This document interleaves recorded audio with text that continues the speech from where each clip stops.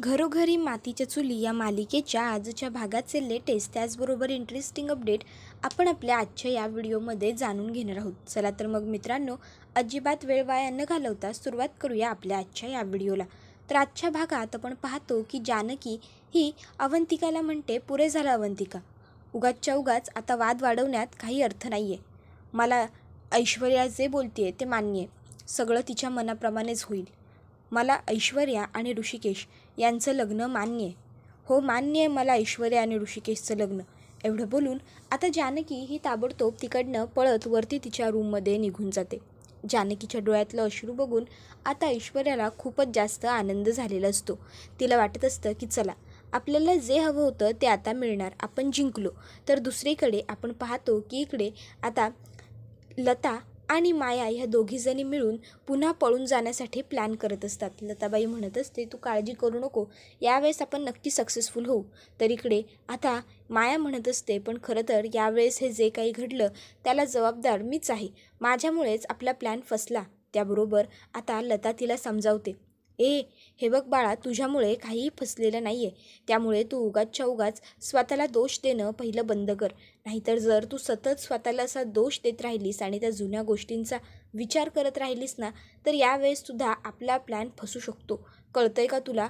त्याबरोबर लगेचच आता माया म्हणत असते, नाही काकू, काहीही झालं तरी मला यावेळेस आपला प्लॅन फसू द्यायचा नाही आहे, मला काहीही करून इथून बाहेर पडायचं आहे. त्याबरोबर लताबाई म्हणते, पडायचं आहे ना बाहेर, चल मग आता फार विचार करू नकोस. हे बघ, आता आपण हे मसाला दूध बनवतोय की नाही, तो आपल्याला जो सामान द्यायला माणूस येतो ना, त्याला आपण प्यायला द्यायचं आणि मग त्याच्यामध्ये जायफळ असल्यामुळे त्याला झोप येईल, तोवर आपण थोडा वेळ भांडण करायचं. मग आपण भांडण करत असताना तो तिथे थांबेल आणि मग आपल्याला पळून जाता येईल.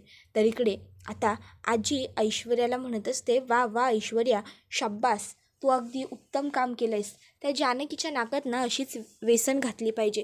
आता बघ, आता ना ती तुझ्या मध्ये करणारच नाही. तिला ना चांगली अशी अद्दल घडवलीस ते बरंच केलंस. पण ऐश्वर्या, नेमकं तू केलंस काय गं, की जानकीसारखी स्त्री तुला तिचा नवरा द्यायला तयार झाली, असं नेमकं तू तिला सांगितलं काय? त्याबरोबर ऐश्वर्या म्हणत असते, आजी, ते एक मस्त गुपित आहे माझ्या हातात तिचं, ते जाऊ द्या, तुम्ही फार त्याच्यावरती लक्ष देऊ नका. मी आता जानकीला जे सांगेन ते सगळं जानकी करेल. मला जे हवं आहे ना, ते मला देण्या वाचून जानकीकडे दुसरा काहीही पर्याय नाही आहे, कळलं तुम्हाला? त्यावर आजी म्हणत असते, नाही ऐश्वर्या, ह्या मस्तीत, ह्या गुरमीत तू राहू नकोस. कारण काय आहे, ती पक्की जानकी आहे, इच्छाधारी नागिनीसारखी. जर तिला वाटले ना, तर ती तुझ्या डोक्यावरती लावलेला मणी काढूनसुद्धा घेऊ शकते. त्यामुळे विचारपूर्वक तिच्याबरोबर खेळ. काय खेळ खेळतेस हे सुद्धा एकदा व्यवस्थित बघ. त्यावर इथे ऐश्वर्या मनातल्या मनात म्हणत असते, या म्हातारीला किती प्रश्न पडतात. म्हणजे आता काय तर म्हणे, ऋषिकेश तुझ्याशी लग्न करायला कसा तयार झाला आणि काय करायचं हिला एवढ्याशी. पण ऐश्वर्या, तू मात्र हातचं राखूनच बोला हिच्याशी, उगाच हिला मनातलं सगळं सांगून तू मोकळी होऊ नकोस.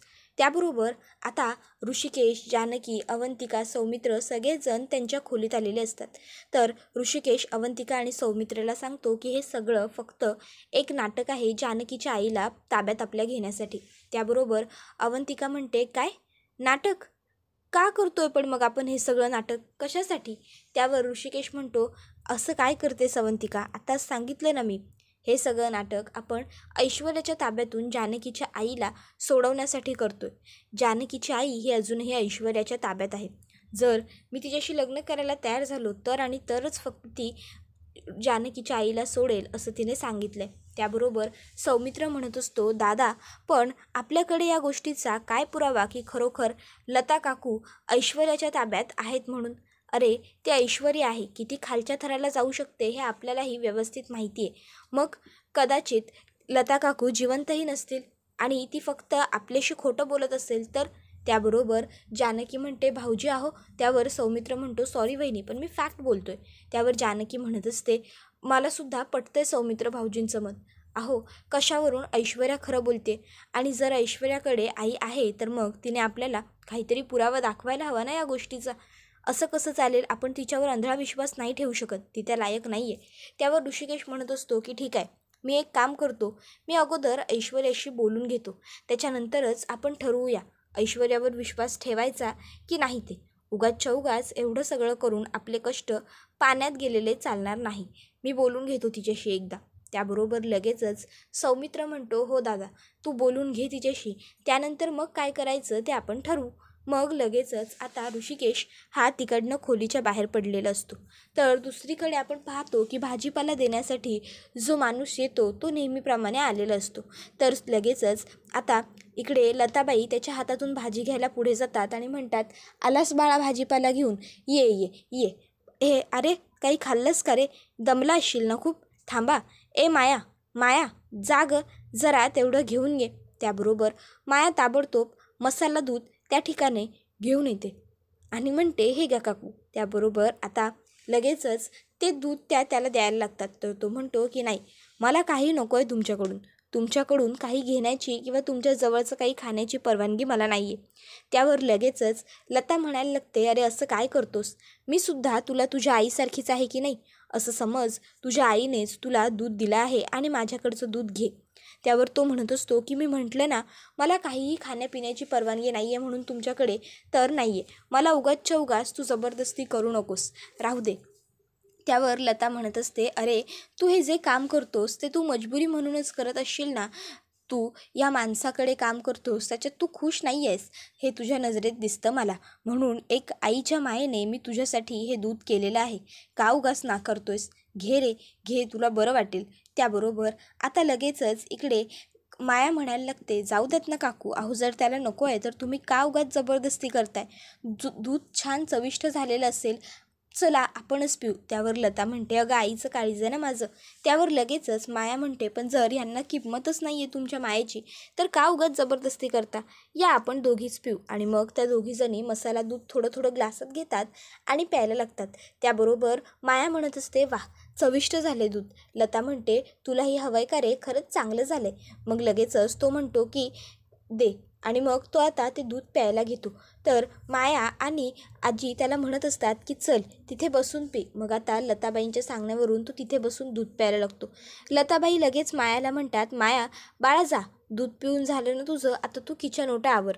मी दूध बनवलं की नाही? त्यावर माया म्हणत असते, मी का आवरायचं किचन ओटा? तुमचं तुम्ही बघा, मी नाही जाणार आवरायला. त्यावर आजी लगेचच म्हणते की अगं असं काय म्हणतेस? मी बनवलं पण तू सुद्धा प्यायलीस ना, मी सगळ्यांसाठी बनवलं होतं. मग जा आता किचन ओटा तू आवर. लताला लगेचच माया म्हणते की नाही, मी नाही आवरणार. मी सांगितलं होतं का तुम्हाला मसाला दूध बनवायला? तुम्ही तुमच्या मर्जीने बनवलं ना, मग तुम्ही आवरायचं किचन ओटा. त्यावर लगेचच आता लता म्हणायला लागते, अगं असं काय करतेस? मी आवरायचा म्हणजे एक काम करायला नको ह्या मुलीला, फक्त मला कामं लावत असते. जा गुपचूप आणि किचन ओटा आवर. सांगितलेलं जरा ऐकतही जा कधीतरी मोठ्यांचं. त्यावर माया म्हणते, ओ हे बघा, तुम्ही माझं न ऐकण्याबद्दल बोलू नकाच हा, कारण तुम्हाला ना मुळात तो अधिकारच नाही आहे. तुम्ही उगाचच्या उगाच माझ्या डोक्यात जाऊ नका, गप्प बसा. त्याबरोबर आता ऋषिकेश हा ऐश्वर्याच्या रूममध्ये आलेला असतो. तो पहिला नॉक करतो. ऐश्वर्या ही मोबाईलवरती खेळत बसलेली असते. आता ऋषिकेशला बघून ऐश्वर्या लगेचच पदर घेते आणि म्हणत असते, अहो तुम्ही काय हो, तुम्ही येणार आहात हे सांगायचं तरी होतं ना. मी डोक्यावर पदर घेऊन बसले असते किंवा घुंगट घेऊन बसले असते. जाऊ द्या, आता ना तुम्ही पण असं अचानक येता, काही तुमचंच. बरं मला सांगा, तुम्ही कसं हो तुमच्या जानकीला सोडून माझ्याकडे लगेच यायला तयार झालात? मी फक्त बोलले काय, तुम्ही लगेच ऐकलत? त्यावर लगेचच ऋषिकेश म्हणत असतो, हे बघ, तुझी फालतूची बडबड ऐकण्यामध्ये मला अजिबात इंटरेस्ट नाही आहे आणि वेळसुद्धा. मी इथे आलो आहे फक्त हे विचारण्यासाठी की तू काय म्हणालीस, तुझ्या ताब्यात जानकीची आई आहे बरोबर? त्यावर ऐश्वर्या होकार देते. ऋषिकेश म्हणतो, मग जर तुझ्या ताब्यात जानकीची आई आहे तर या गोष्टीचा आमच्याकडे काय पुरावा? आम्ही तुझ्यावरती का विश्वास ठेवायचा की तू खरं बोलतेस, खरोखर जानकीची आई तुझ्या ताब्यात आहे म्हणून? त्यावर लगेचच ऐश्वर्या म्हणत असते की हो, बरोबर प्रश्न पडलाय तुम्हाला. खरंच मला सुद्धा वाटत होतं की तुम्ही अजून हे विचारलं कसं नाही पुराव्याबद्दल. पण मी खरं बोलू का तुम्हाला, मी ना आता माझ्या होणाऱ्या नवऱ्याने मला जे जे काही सांगितलेलं असेल ते सगळं ऐकणार आहे. मी तुम्हाला सगळ्या इच्छा पूर्ण करून देणार आहे. 1 मिनिट हा. आणि मग ती तिच्या मोबाईलमधला AI जनरेटने जो व्हिडिओ क्रिएट केला आहे तो व्हिडिओ दाखवते आणि म्हणते की हे बघा, ही आहे जानकीची आई. आता त्यामध्ये त्या बाईला उल्लीस धरलेलं दाखवलं जात असतं. ते बघून ऋषिकेश हा खूपच जास्त चिडतो आणि ताबडतोब तो आता तिकडनं निघून जातो दरवाजा बंद करून. त्याबरोबर आता ऐश्वर्या खूपच खुश होऊन जाते. ऐश्वर्याला वाटतं की चला फायनली ऋषिकेशचा माझ्यावर विश्वास पटला. आता मात्र माझ्याशी लग्न करण्यावाचून याच्याकडे काहीच पर्याय नाही आहे. ऐश्वर्या ताबडतोब तिच्या मैत्रिणीला कॉल करते आणि ही गोष्ट सांगायला लागते. खरंच थँक्यू खूप खूप थँक्यू. तुझ्या भावाला सुद्धा सांग. अगं त्याने जो व्हिडिओ एडिट करून दिला होता ना, तो व्हिडिओ बघून ऋषिकेशना खरंच असं वाटलं की ती आता जानकीची आई आहे. त्या बिचाऱ्यांना ही गोष्ट माहीतच नाही आहे की जानकीच्या आईला मी कधीच ढगात पोहोचवलं आणि फक्त हे AI जनरेटरने जनरेट केलेला व्हिडिओ आहे. खूप बिचाऱ्यांबरोबर वाईट होणार आहे जे काही होणार आहे ते. त्यानंतर ऐश्वर्या फोन कट करते आणि म्हणत असते, जानकी सोडणार नाही आहे मी तुला. नाही जर पूर्ण बर्बाद केलं तर नावाची मी सुद्धा ऐश्वर्या नाही आहे. त्याबरोबर आता इकडे लगेचच लताबाई कानावर हात लावतात आणि म्हणतात, बघ बघ बघ रे कसं बोलते ते मला बघ. अगं तुझ्या जिभेला काही हाड वगैरे आहे की नाही? माझ्याशी अशा भाषेत बोलताना तुला काही वाटत नाही का गं? मी सुद्धा तुझ्या आईच्या वयाची आहे ना, आईसारखी आहे आणि तरीही माझ्याशी तू ही अशी भाषा बोलशील? बघ बघ मुलगा बांधलाय मी त्याला, माझ्यासमोर बसलाय माझा मुलगा. जर जास्त बोललीस ना तर माझ्या मुलाला सांगेन आणि तुझे हातपाय तोडायला लावीन. काय रे तोडशील ना रे हिचे हातपाय मी सांगितलं तर? त्यावर तो माणूस काही बोलायच्यात लगेचच माया म्हणते, ओ गप्पा बसव, मुलगा बांधलाय म्हणे मुलगा. तुम्ही सांगाल आणि काहीही तो करेल. तो कसा असा काहीही करू शकतो? तो का माझे हातपाय तोडणार म्हणून? हातपाय तोडशील का रे माझे? काय विचारते तू? आहेस का यांचा मुलगा मानलेला? उगाचच्या उगाच काहीतरी बोलताय. तो काय राक्षस आहे का हातपाय तोडायला माझे? उगाच तुम्ही जास्त बोलू नका. त्यावर लगेचच लता म्हणते, तू गप्प बस. त्याबरोबर माया म्हणते, मी का गप्प बसू? तू गप्प बस थेरडे. आता ह्या दोघींचं भांडण बघून ह्याला सुरुवातीला तर मजा येत असते. मजेत मस्तपैकी त्या दोघींचं भांडण बघत बघत खरं तर हा गुंड दूध पित असतो आणि मग आता त्याचं दूध पिऊन संपून झालेलं असतं. 2-5 मिनिटांनी त्याला गुंगीसुद्धा यायला लागलेली असते. मग आता तो उठून उभा राहतो आणि त्या दोघींना म्हणतो, गप्प बसा. आणि मायाला स्पेशली पुन्हा म्हणतो, तुला गप म्हटलं ना. त्याबरोबर लताबाई लगेचच त्याच्यावर ओरडते आणि त्याला म्हणते, तिला तू गप कुठे म्हणतोस? तूच गप्प बस चल. त्याबरोबर आता लताबाईने ओरडून सांगितल्याबरोबर लगेचच तो गुंड खाली बसतो आणि आता त्याला तिथे झोप लागते, कारण त्याने जायफळ घातलेलं दूध आता प्यायलेलं असतं. त्याबरोबर इकडे आता माया ही दरवाजा उघडण्यासाठी पुढे येते आणि ती आता दरवाजा खेचत असते, पण दरवाजा काही तिच्याच्याने उघडत नसतो. मग लगेचच आता इकडे आई म्हणते, थांब तू थांब, मी बघते. आणि मग लता आता दरवाजा उघडण्यासाठी पुढे सरसावते.